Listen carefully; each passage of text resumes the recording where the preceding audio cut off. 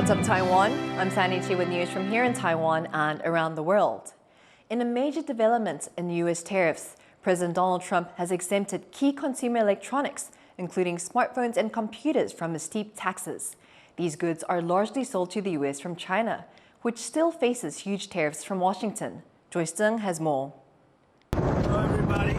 Another reprieve from the U.S.'s sweeping global tariffs. Washington now granting exclusions to the levy for select electronics entering the United States, including smartphones, laptops, computer monitors, and semiconductor-related equipment, a lot of which come from China. It's a big break for tech giants like Apple, who depend on its Chinese production base to make some of its flagship products. This shows that clearly the administration aware of the concerns from the big tech industry, and it's also clear that the tech industry has been continually to protest or lobby about all this tariff over the past 2 weeks, because this is a big problem for their global strategy, global supply chain management. The U.S. has imposed its highest tariffs on China, with the so-called reciprocal tariff rate, which now stands at 125%. That's on top of a 20% duty on all Chinese imports issued months ago, a penalty Washington says is related to its domestic fentanyl crisis. Chinese electronics included in the latest exemption will still face that 20% duty.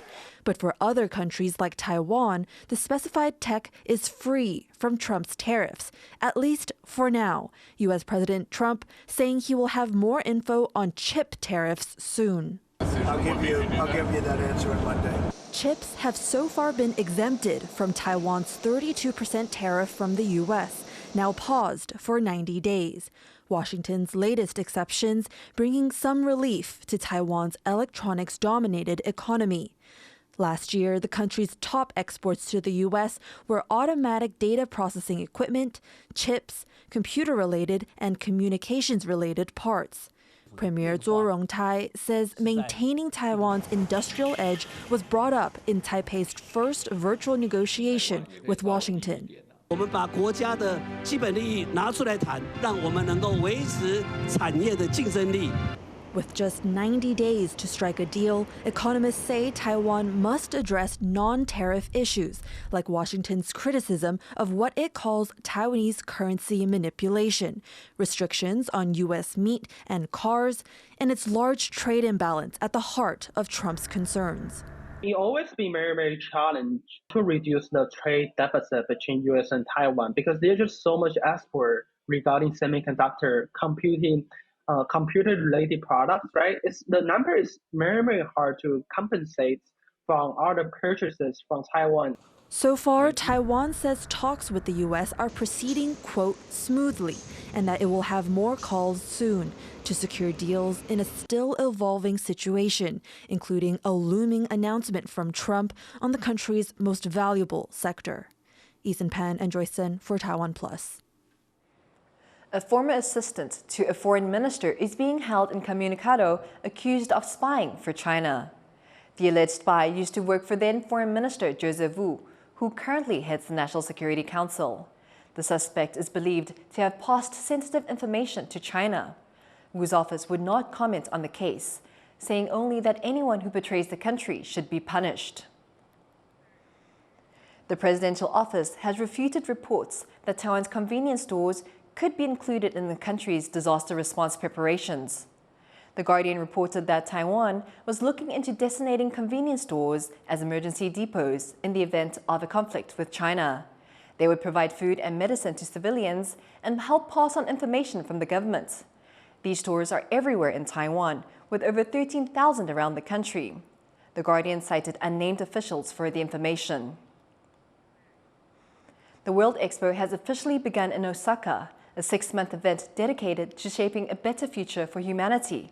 With around 150 countries participating, including Taiwan, the world has come together to exchange ideas and innovations. People from around the world have gathered in Japan to kick off the World Expo. Known as Expo 2025, the event invites millions of visitors from all over the world to experience innovation, sustainability, and cross-cultural exchanges. In this beautiful venue, this place of peace and discovery, each nation is invited to shape a future society marked by creativity, partnership, and inclusivity. Over the next 6 months, Expo 2025 will serve as a hub for innovation and collaboration, where ideas that empower lives, that protect lives, and that connect lives will become a reality. Around 150 countries have pavilions at the Expo, including the Philippines, the US, and France. Taiwan also has a pavilion called Tech World. However, unlike most other countries, the venue is run by the country's private sector, with some government support.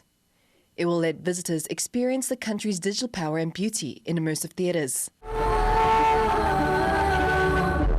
策展理念就是连结世界，共创未来美好生活嘛，那我们希望透过3个剧场，一个是生命剧场，一个是自然剧场，一个是未来剧场。透过这3个剧场呢，来分别阐述人与人共好，人与自然共好，社会与社会共好。因为我们相信，只有世界共好，我们人类的未来生活才能够更好。In addition to Tech World, other Taiwan-related events will be held on the sidelines of the Expo.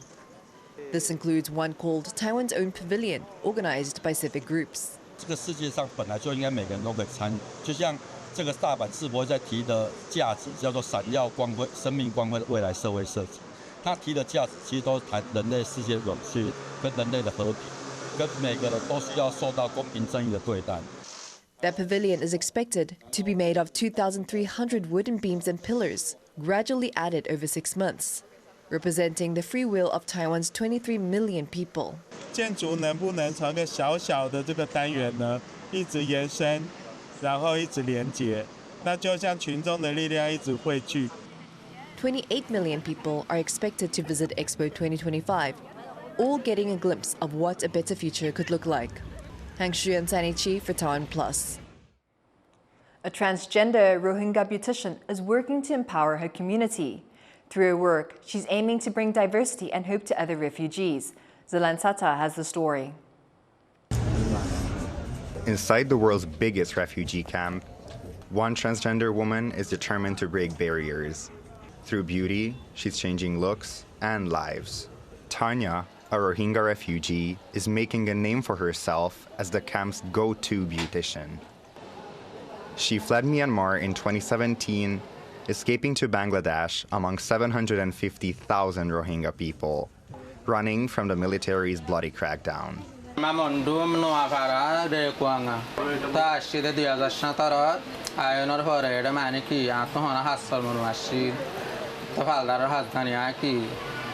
পালদারের হাত জানি দেখে সেপা কি দোয়ানোর মালিকের হইদা আর কান দোয়ান কুলি দা হাত জানি তো হাত জানি না হইরা আর দোয়ান কুলি দি দোয়ান কুলি দোয়ানোর পর আয় দোয়ান মা হাত গরি মাসে 500 টাকা ভাই 500 টাকা in লহনর hmm ফেসালা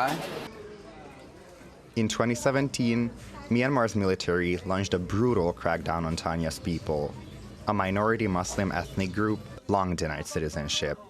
As Rohingya villages were burned, hundreds of thousands fled, searching for a better future. Among them was the 18-year-old Tanya. Already an outcast in her community for being transgender, she faced even greater struggles. মা বাবার হাস যায় না ভারি আর জবাবেন endure হাস যায় না ভারি কে আল্লাহ বলি হলে হিজরা দিয়া গোটা জিন্দারি আল্লাহ বলি বাবেন এন্ডার হাস যায় না ভারি মা বাবার হাস যায় না সমাজোত্তম বাধা দে মানে কি বলি হলে বলল করতুম সমাজের মানুষে বিভিন্ন ধরনের মানুষে কি বিভিন্ন ধরনের নির্যাতন করি আল্লাহ বলি আর যায় না ভারি But Tanya never gave up. Using what she learned during a beauty internship, she convinced a Bangladeshi businessman to help her open a salon. Now, it's more than just a workplace. It's where she transforms others and inspires.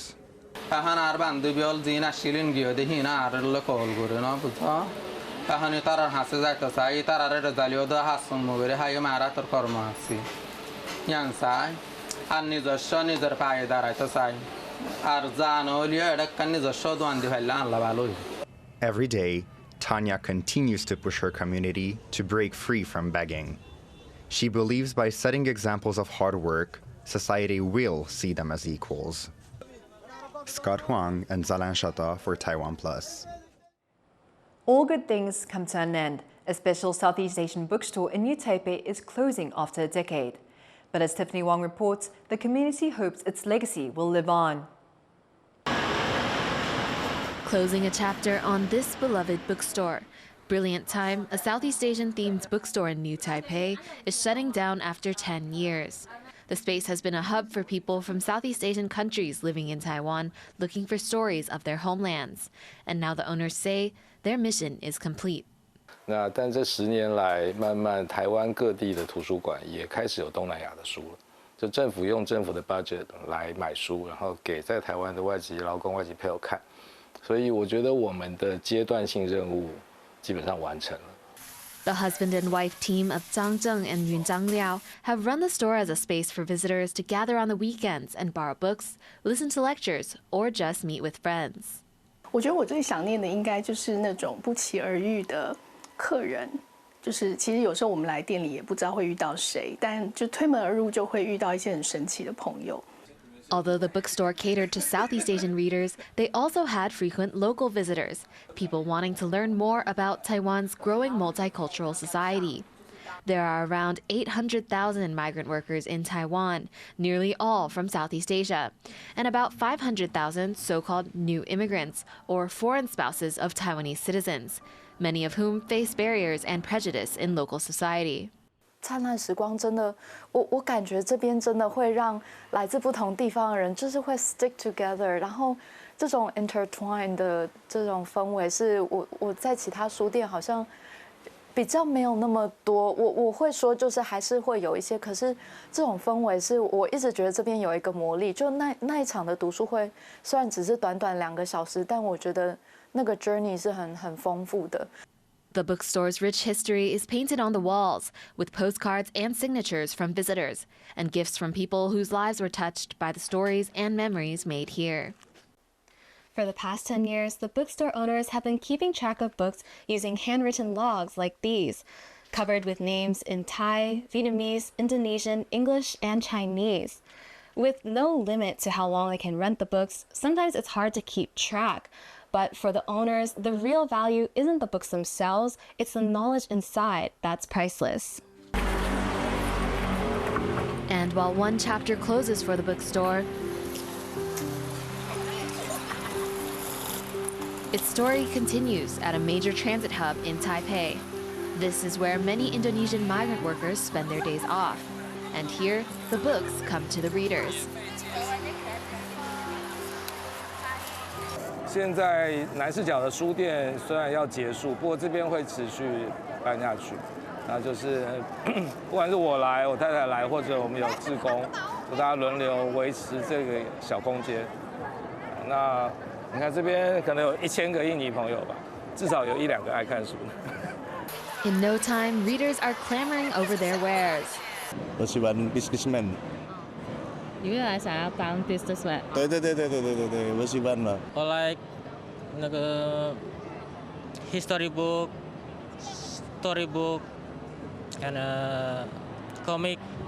As they turn the page on this chapter of their lives, the owners hope the brilliant times made at their shop will continue in the stories of readers and their lives in Taiwan. James Lin, Kamashri, and Tiffany Wong in New Taipei for TaiwanPlus. Thank you for watching What's Up Taiwan. You can visit the TaiwanPlus website or follow our social media for more stories from Taiwan and around the world. Finally today, we leave you with more images of Expo 2025 in Osaka. I'm Sani Shi, take care and see you next time.